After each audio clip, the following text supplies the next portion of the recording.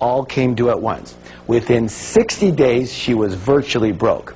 What I discovered is that she grew up dirt poor, and she watched her parents age in poverty. And with a few more questions, I realized that her husband's money blueprint was set for decent success. But her money blueprint was set for dead broke, which is exactly what was happening. Thank goodness we were able to reset her blueprint and move her into a brand new direction. The good news is you can actually change your money blueprint. By the way, you've already started by acknowledging you have a money blueprint and by making the declarations you're learning today. Just so you know, money isn't the only blueprint that you've got. You've also got a relationship blueprint, a health blueprint, and even a happiness blueprint already ingrained in your subconscious mind. So, let's talk about how your blueprint is formed. The blueprint is formed primarily based on the programming you received in the past, especially as a young child. Help me out here. Who are some of the primary sources of this information? Parents, good. Who else? Authority figures, siblings. Who else? Teachers. Yes, teachers, religious leaders, media, culture, friends. Thank you. Take culture. Isn't it true that certain cultures have a certain way of thinking and dealing with money? Yes? Yes. And that other cultures have a completely different way of thinking and dealing with money? Yes? Yes. And let me ask you a question. Does the child come out of the womb doing money that way, or were they taught how to do money? Thank you. The fact is, we were all taught how to do money. And the issue is that most of us were taught by people who either didn't have a lot of money or they had a lot of emotional issues around it. And their ways of thinking became our ways of thinking. All right, let's talk about how we're conditioned. 3 primary methods of conditioning. There's verbal programming, there's modeling, and there's specific incidents. Verbal programming. That's all about what did you hear when you were young? What messages did you get? Modeling. That's all about what did you see when you were young? And specific incidents. What did you experience when you were young around money, success, wealth, and rich people? Let's start with verbal programming.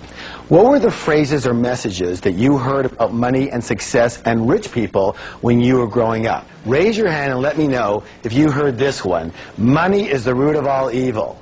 Excellent. We got one there. Rich people are greedy.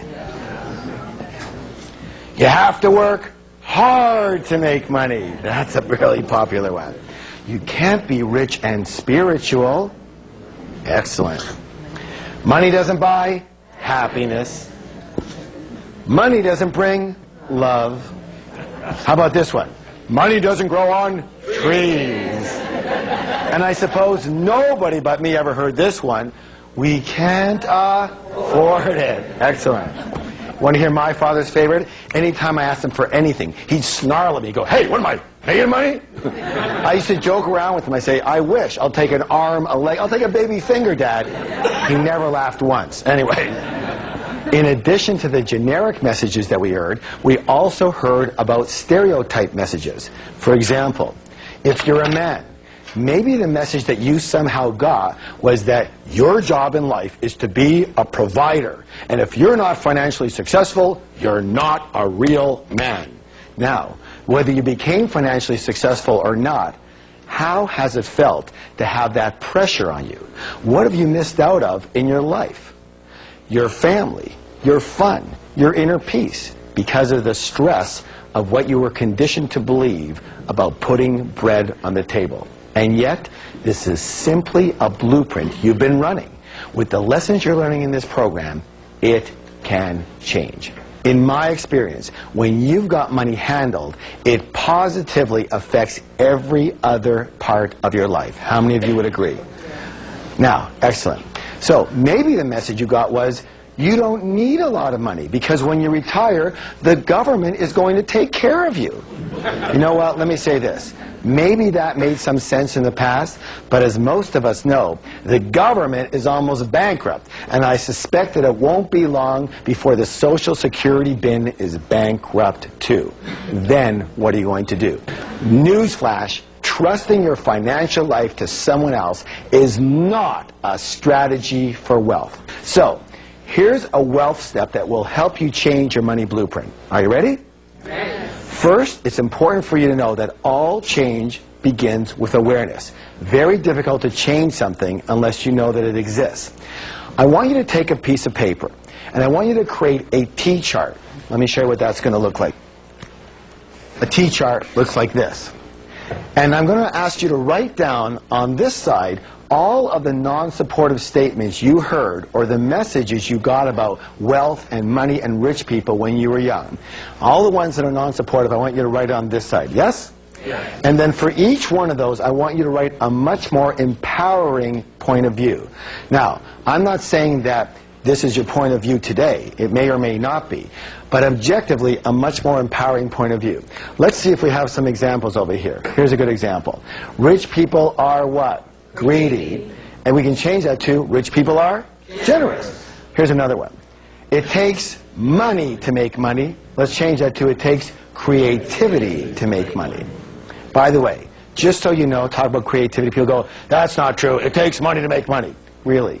How many hundreds? No. Let's make that thousands. No. Let's make that tens of thousands of people have come to this wonderful country, immigrants.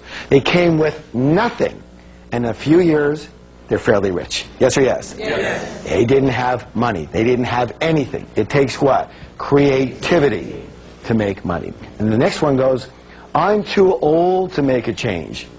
And we can change that to, I'm never too old to learn. Now, after you do this, what I want you to do is I want you to read the positive statements out loud 3 times each every single day. For how long? Until you're rich. Again, words have power. Words have what? Power. And these declarations will eventually become saturated into the neurological pathways of your mind. And all of a sudden, you will find yourself making new decisions, and with new choices come new results. All right, well, let's talk about modeling. Question. What were your parents or guardians like in the arena of money when you were growing up? Did one or both of them manage money well, or did they mismanage money? Were they spenders, or were they savers? Were they shrewd investors, or were they non-investors? Let me ask you this.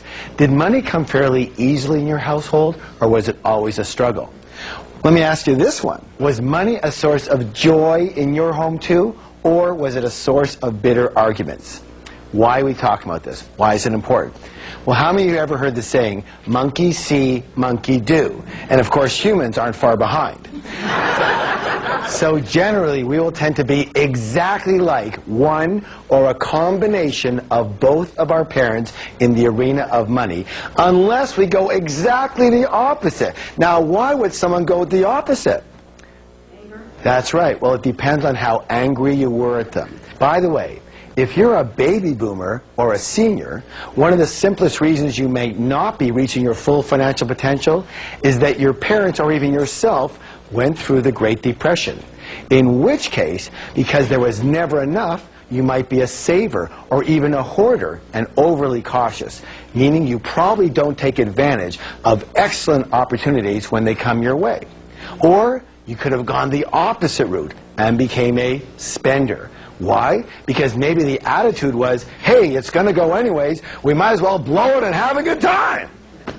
Of course, neither of these money blueprints work. And this modeling could actually be the main reason you've never reached your full financial potential. Next, let's talk about specific incidents and how a single experience can determine your entire financial life. This next story comes from another seminar attendee. She told me the story that when she was 8 years old, she would hear the clanging of the ice cream truck coming down to the street.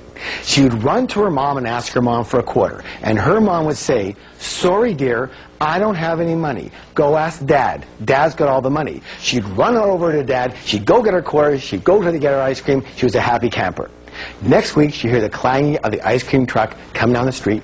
She would run to her mom and ask her mom for a quarter, and her mom would say, help me out here now. Sorry, dear, I don't have any what? Money. Go ask your dad. Dad's got all the money. She'd run on over to Dad. She'd go get her quarter. She'd go get her ice cream. She was a happy camper. Question, what did she learn about money? Yeah, first, that men have all the money. So when she first got married, what do you think she expected of her husband? Yeah, it wasn't quarters anymore.